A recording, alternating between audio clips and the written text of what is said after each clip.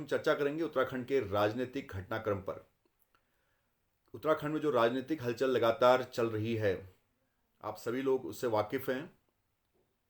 और आखिरकार ये घटना क्या है, क्यों ऐसा होता है कि उत्तराखंड में पिछले 20 सालों से सरकार स्थिर नहीं हो पाती है और लगातार बदलाव पर बदलाव होते जाते हैं और उसका खामियाजा अंततः जनता को भुगतना पड़ता है। जनता के सर पर ही वो सारी चोटें पड़ती हैं जो सरकारों द्वारा खेल किए जाते हैं। उन सारे खेल का खामियाजा उत्तराखंड की जनता को भुगतना पड़ता है।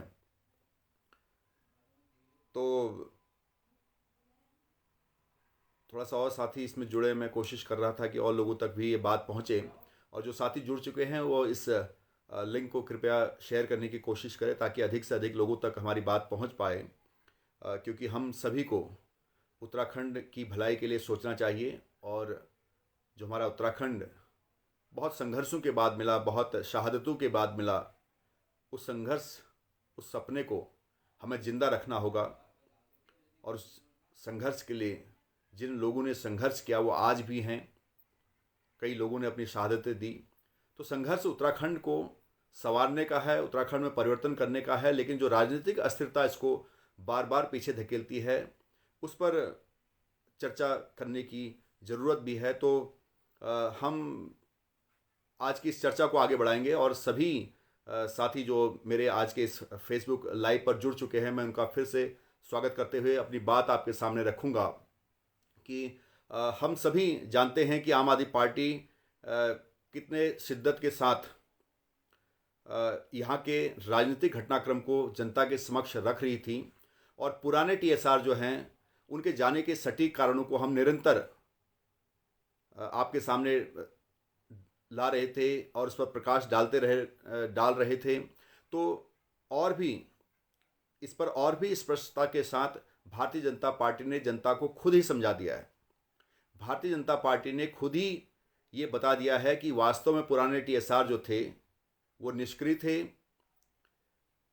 और जो भी हम बातें करते हैं उनके जाने के 3 सटीक कारणों पर हम चर्चा करते हैं। कभी भी जब चर्चा करते हैं तो उनकी निष्क्रियता, उन पर भ्रष्टाचार के जो आरोप लगे थे और उनके विवेकहीन जो निर्णय होते थे, ये 3 प्रमुख कारण रहे उनके जाने के। तो हम निरंतर इन बातों पर प्रकाश डालते रहे हैं और जनता के सामने अपनी बात को रखते रहे हैं। हमारे क्रांतिकारी साथी पूरे प्रदेश में इस बात को लेकर जनता के पास जाते रहे हैं और खुद भारतीय जनता पार्टी ने उनको विदा करके ये स्पष्ट कर दिया है कि वास्तव में वो निष्क्रिय थे।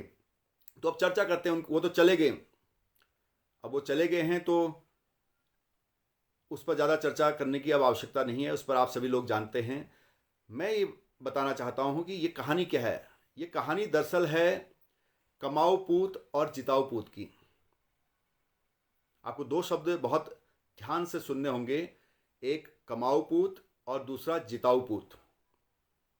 तो भारतीय जनता पार्टी ने जो उत्तराखंड में गेम खेला, प्रचंड बहुमत, प्रचंड जनादेश के बाद, 57 सीटों के बाद भारतीय जनता पार्टी ने जो सरकार बनाई थी, उस सरकार के मुखिया जो पुराने टीएसआर थे उनको एक कमाऊ पूत की तरह से उन्होंने देखा और पूरे संसाधनों की यहाँ पर लूट हुई।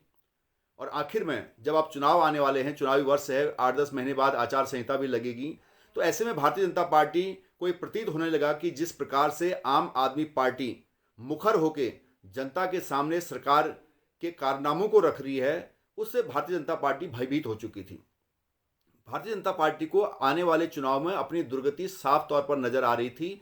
तो उन्होंने उसका आकलन करते हुए कमाऊ पूत को पीछे करते हुए एक जिताऊ पूत की आवश्यकता को समझा। तो उस आवश्यकता को जब समझा और सरकार के लोगों ने भी उसको समझा, तो यहाँ पर सारा बवाल मचा।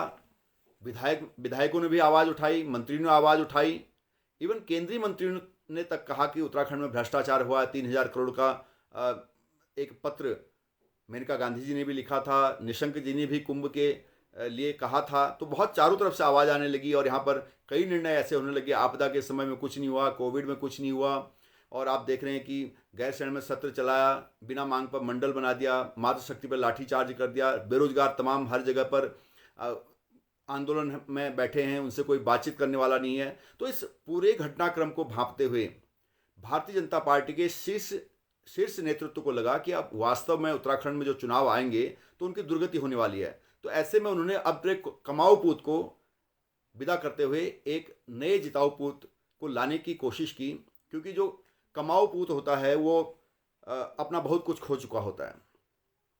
वो उसकी आने वाले चुनाव में उनकी एंटी इनकम्बेंसी होती है, यानी कि विरोधी लहर होती है, और जो घाव कमाऊ पूत ने दिए होते हैं उन पर भी मरहम पट्टी करनी होती है।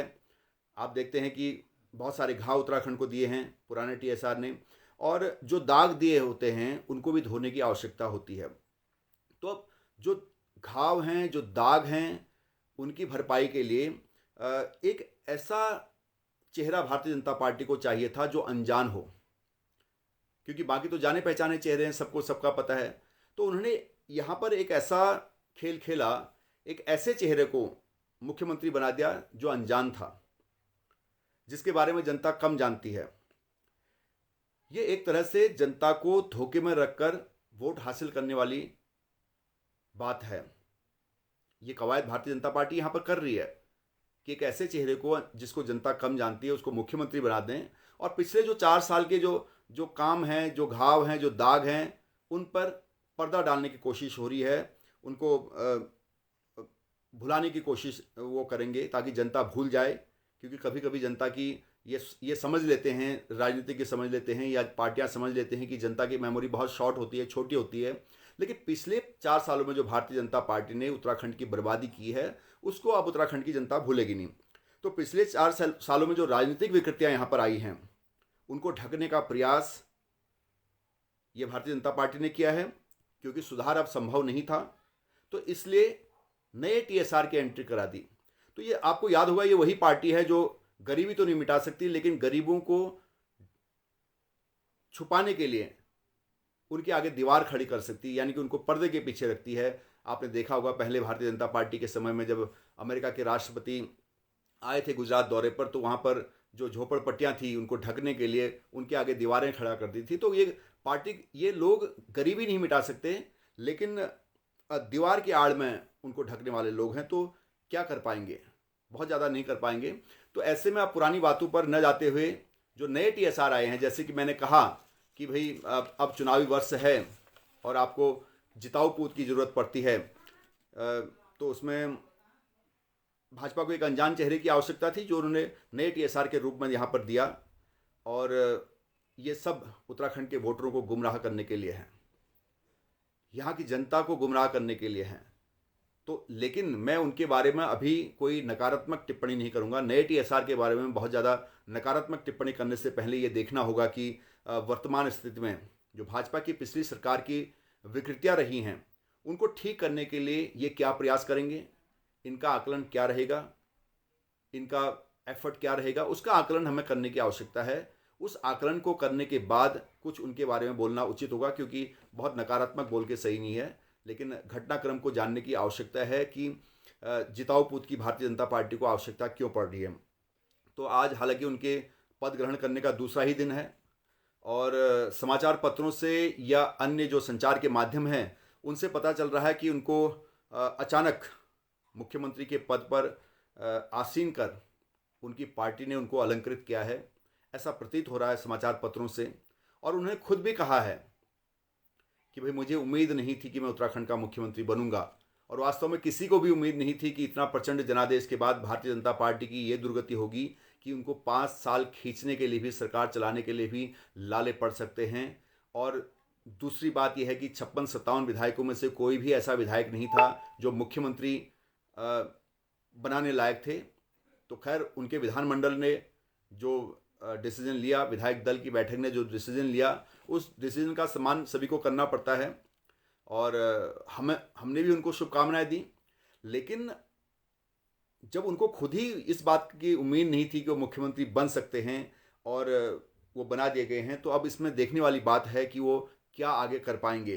तो जो जैसे कि मैंने कहा, समाचार पत्रों के माध्यम से, संचार माध्यमों से ये पता चल रहा है कि उनको उनकी पार्टी द्वारा मुख्यमंत्री पद पर आसीन करके उनको पार्टी ने अलंकृत किया है। अब सवाल ये है, हमें ये आशंका है कि वो जो पद के आभूषण तले जो अलंकृत उनको उनकी पार्टी ने किया है, उस पद के आभूषण तले दब ना जाएं, क्योंकि अब समय कम रह गया है, केवल 8-10 महीने ही रह गए हैं, उसके बाद चुनाव होने हैं। तो अब ऐसे में हमारी उनसे ये गुजारिश रहेगी नए टीएसआर से कि नए टीएसआर अपने हनीमून पीरियड को संक्षिप्त रखें, छोटा रखें, अपने अभिनंदन कार्यक्रमों को कम करते हुए जो जन सरोकारों की जो यहाँ पर ज़रूरत है, जन हितों की जो काम रुके पड़े हैं, और जो अर्थव्यवस्था जो हिली पड़ी है उत्तराखंड की, राजनीतिक अस्थिरता है और पूरी जनता में एक रोष है, उस रोष से वो निपटने का प्रयास करें तो ज़्यादा बेहतर होगा। लेकिन उम्मीद बहुत कम की जा रही है, क्योंकि जो घटनाक्रम है और समय कम रह गया है, ऐसे में इन चीज़ों की भरपाई बहुत आसान काम नहीं है और वो इसमें इस वक्त कर नहीं पाएंगे। तो इसलिए उनसे बहुत उम्मीद जनता को भी है, हमें भी है, सबको उम्मीद है, क्योंकि 4 साल बर्बाद कर चुके हैं। 4 साल की भरपाई होना संभव नहीं है। कर्जे के बोझ तले उत्तराखंड दब गया है। जो बंदर बांट यहाँ पर संसाधनों की होती है, वो एक अस्थिरता का प्रमुख कारण होता है। उत्तराखंड में आप देखते हैं हर बार मुख्यमंत्री चेंज होते हैं, और 10-11 मुख्यमंत्री यहाँ पर चेंज हो गए हैं अभी तक 20 साल में, जबकि 4 मुख्यमंत्री होनी चाहिए थे। मुश्किल से 5 हो जाते, 6 हो जाते, लेकिन लगभग 1 दर्जन के करीब मुख्यमंत्री उत्तराखंड में 20 साल में होना अपने आप में एक रिकॉर्ड है। और ये जताता है कि यहाँ की राजनीतिक अस्थिरता किस कदर हावी है यहाँ की सरकारों पर। और उस राजनीतिक अस्थिरता का एक ही कारण है, जस्ट एक कारण है उसका, वो है यहाँ के संसाधनों की बंदर बांट। जो भी सत्ता पर आसीन होते हैं वो यहाँ के संसाधनों का दोहन करते हैं। उनको जनता के समस्याओं से, जनता के इश्यूज से कोई भी लेना देना नहीं होता है। उनको केवल अपने जो चेले चपाटे होते हैं, जो राजनीतिक लोग होते हैं, जो उनको चुनाव लड़ाते हैं, उनकी देखरेख करने के अलावा, अपना पेट भरने के अलावा कोई भी काम नहीं रहता है। इसलिए यहाँ पर इतनी राजनीतिक अस्थिरता रहती है और बार बार मुख्यमंत्री चेंज करना पड़ता है। कोई भी मुख्यमंत्री अपना कार्यकाल पूरा नहीं कर पाते हैं, और दोष देते हैं मुख्यमंत्री आवास को कि वहाँ पर वास्तु दोष है, इसलिए मुख्यमंत्री अपना कार्यकाल पूरा नहीं कर पाते हैं। एक मुख्यमंत्री थे, उन्होंने वो आवास ही छोड़ दिया था। तो ऐसे समय में ये जानने की ज़रूरत है कि उत्तराखंड में राजनीतिक अस्थिरता कैसे आएगी। अब आप ये देखिए कि नए टीएसआर के आने से एक समस्या और आ गई है। जो नए टीएसआर को मुख्यमंत्री बनाने से उत्तराखंड में जो उपचुनाव का दौर चलेगा, क्योंकि वो सांसद हैं, अपनी संसदीय सीट छोड़ेंगे, उसके बाद उनको विधानसभा की सदस्यता भी लेनी है। तो ये जो उपचुनाव का दौर आएगा, वही उपचुनाव का दौर भारतीय जनता पार्टी को यहां पर सरकार चलाने में सबसे बड़ी बाधा साबित होगा। तो इसलिए यहां पर आप सरकार चलनी नहीं है तो ये मुख्यमंत्री नहीं, केवल एक घोषणा मंत्री जिनको आप कह सकते हैं, अगले 8-10 महीने के लिए नए टीएसआर आए हैं पुराने टीएसआर की विदाई करने के लिए। ये जनता को एक तरीके से गुमराह करने का प्रयास भारतीय जनता पार्टी द्वारा किया गया, ताकि पुराने 4 साल के घावों पर, उन दागों पर पर्दा डाल दिया जाए। जैसे इन्होंने गुजरात में झोपड़पट्टियों के आगे दीवारें खड़ी कर दी थी गुमराह करने के लिए। तो लेकिन जनता को अब समझ चुकी है। जनता धीरे धीरे, जब से आम आदमी पार्टी ने जनता के बीच में जाना शुरू किया है, आम आदमी पार्टी मुखर हुई है, उससे जनता अब समझने लगी है कि हमारी सरकारें कैसे काम कर रही। क्योंकि आज तक कोई भी ऐसा दल नहीं था जो सरकारों की बात को लेकर जनता के सामने जा सके, जो ये बता सके कि सरकारें कैसे चलती है, सरकारों का काम क्या होता है। कोई भी ऐसा दल नहीं था जो राजनीति के अलावा काम की राजनीति करता। आज तक जो भी राजनीति होती है वो परंपरागत राजनीति होती है, लेकिन नई जो रचनात्मक और सृजनात्मक राजनीति आम आदमी पार्टी ने उत्तराखंड में शुरू की है, पूरे देश में शुरू की है, उसका ये परिणाम है कि भारतीय जनता पार्टी को अपना मुखिया समय से पहले बदलना पड़ेगा। नहीं तो कोई भी सरकार नहीं चाहती कि वो 5 साल एक मुख्यमंत्री ना चलाए, क्योंकि मुख्यमंत्री पर कहीं न कहीं निष्क्रियता, आक्रमणता, विवेकहीन निर्णय और भ्रष्टाचार के आरोप थे। तो उन सबको मिलाकर जो परिणति बनी वो आज की राजनीतिक परिदृश्य में आप देख सकते हैं कि कैसे उनको नए टीएसआर की विदाई करते हुए पुराने टीएसआर को लाना पड़ा। तो अब अगला दौर जो है यहाँ पर उपचुनाव का है। लगातार चुनाव होते रहेंगे और उसी में हम फंसते रहेंगे। जनता का कोई भी काम नहीं होगा, सरकार यहाँ पर चलेगी नहीं। तो आपका बहुत ज़्यादा समय ना लेते हुए अपनी बात को यहाँ पर रखना चाह रहा था। और बहुत सारे साथियों ने अपना यहाँ पर मुझे मैसेजेस किए हैं, मैं उनका जवाब भी दूंगा। और कोई सवाल यहाँ पर किया नहीं है किसी ने खास कि, तो ये है। और अंकित शर्मा जी कह रहे हैं कि भाजपा कब इस गलतफहमी में है कि तीरथ को लाने से उनके पाप धुल जाएंगे।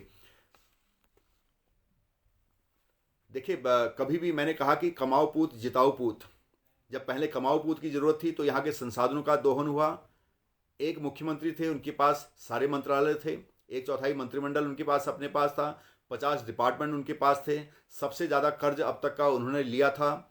और वो कर्ज कहाँ गया किसी को पता नहीं है, वो पैसा कहाँ बांटा गया किसी को पता नहीं है। तो इससे आप समझ सकते हैं कि पैसा कहाँ गया।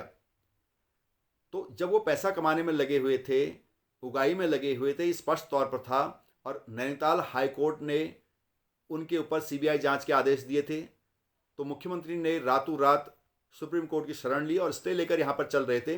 तो सारी बातें उनके हाईकमान को समझ में आ गई और भारतीय जनता पार्टी की सरकार के खिलाफ जो एक लक्ष्य लेकर आम आदमी पार्टी चल रही थी। आपने देखा होगा कि हमारे उप मुख्यमंत्री श्री मनीष सिसोदिया जी जब भी यहाँ पर आए, माननीय उप मुख्यमंत्री जब यहाँ पर आए तो उन्होंने प्रबुद्ध लोगों से बात की, उन यहाँ की वस्तु स्थिति को समझा। तो उससे उनकी समझ में आया कि यहाँ पर सरकार काम नहीं कर रही है। तो उन्होंने तब चुनौती दी थी कि अगर उत्तराखंड की सरकार ने 5 कोई काम किए हों जनहित के तो आए। तो ना तो सरकार का प्रतिनिधि ना भारतीय जनता पार्टी का कोई प्रवक्ता जवाब दे पाया। तो शायद ऐसे में भारतीय जनता पार्टी के हाईकमान ने पुराने TSR से भी पूछा होगा कि भाई बताइए आपने कौन से 5 काम किए, तो वहाँ पर जवाब नहीं मिल पाया होगा। तो परिणति ये रही कि नए TSR आए। नए TSR को जैसे उनके बयान और आज 2 दिन के कार्यकाल से पता चल रहा है, समाचार पत्रों के माध्यम से पता चल रहा है, तो वो पद अलंकृत किया हुआ लग रहा है और उसके आभूषण के नीचे उनके दबने की आशंका है। तो इसलिए इस फेसबुक लाइव के माध्यम से भी उनसे गुजारिश करेंगे कि भाई अपना हनीमून पीरियड को संक्षिप्त रखेंगे और उत्तराखंड में जो जनहित के काम नहीं हुए हैं, रुके हुए हैं, उन कामों को जल्दी से पूरा करें। तो इसी के साथ आप सभी लोगों का बहुत समय लिया, आपने बहुत सुना, उसके लिए बहुत बहुत धन्यवाद। और फिर आपसे मुलाकात होगी। और आप सभी प्रबुद्ध लोग हैं, आप भी इस चीज़ का मंथन करें कि उत्तराखंड को क्या चाहिए, उत्तराखंड को आज किस चीज़ की आवश्यकता है, उत्तराखंड को मुख्यमंत्री बदलने हैं या उत्तराखंड को शिक्षा चाहिए या उत्तराखंड को स्वास्थ्य की ज़रूरत है या उत्तराखंड में आज बिजली पानी की अच्छी व्यवस्था की आवश्यकता है या महिला सुरक्षा पर काम होना चाहिए या बेरोजगारों को रोजगार मिलना चाहिए और जो लोग जिनको सैलरी नहीं मिली है उनको सैलरी मिलनी चाहिए। कई डिपार्टमेंट ऐसे हैं लोगों को 5-5, 6-6 महीने से सैलरी नहीं मिल रही है, तनख्वाह नहीं मिल रही है। वो लोग कैसे अपना घर चला रहे होंगे, उनके बारे में सोचने वाला कौन है। कई डिपार्टमेंट के लोग ऐसे हैं जो हड़ताल पर बैठे हुए हैं, प्रदर्शन पर बैठे हुए हैं, धरने पर बैठे हुए हैं, उनकी सुनने वाला कौन है। कई लोग ऐसे हैं आज जिनको उत्तराखंड में खाने के लिए मोहताज हो रहे हैं, रोजगार नहीं उनके पास, घर का खर्चा चलाने के लिए पैसा नहीं है, बच्चों के स्कूल की फीस देने के लिए पैसा नहीं है, अपना इलाज कराने के लिए पैसा नहीं है। उन लोगों के बारे में कौन सोचेगा। उन लोगों के बारे में उन्होंने सोचा था जिन्होंने राज्य आंदोलन किया था, जिन्होंने अपने प्राणों की आहुति दी थी, ये सोचकर कि हम अगर एक छोटे राज्य के रूप में परिवर्तित होंगे, हमें हमारा उत्तराखंड मिलेगा तो हम अपना विकास खुद कर पाएंगे। लेकिन विकास की बजाय लगातार उत्तराखंड विनाश की तरफ बढ़ रहा है और पिछले 4 सालों में जो भारतीय जनता पार्टी ने कर दिया है उसकी भरपाई बहुत मुश्किल है। तो इसलिए उत्तराखंड की जनता से ही अपील की जा सकती है क्योंकि जनता जनार्दन है और उन्हीं की ताकत है इन सरकारों को उखाड़ फेंकने की। और जो भी उत्तराखंड की बर्बादी के लिए जिम्मेदार हो उनको उखाड़ फेंकना चाहिए। कभी कांग्रेस, कभी भाजपा, भाजपा कांग्रेस, भाजपा कांग्रेस, भाजपा, ये अदल बदल की सरकार कब तक उत्तराखंड में आएगी, कब जनता की सरकार बनेगी और जनता को राहत मिलेगी, ये हमें सोचना पड़ेगा। और मुझे उम्मीद है इस बार उत्तराखंड का आम आदमी पार्टी के साथ मिलकर अपने उम्मीदों की सरकार बनाएगा। इसी के साथ जय उत्तराखंड। धन्यवाद बहुत बहुत आप सभी का आज के इस फेसबुक लाइव पर जुड़ने के लिए।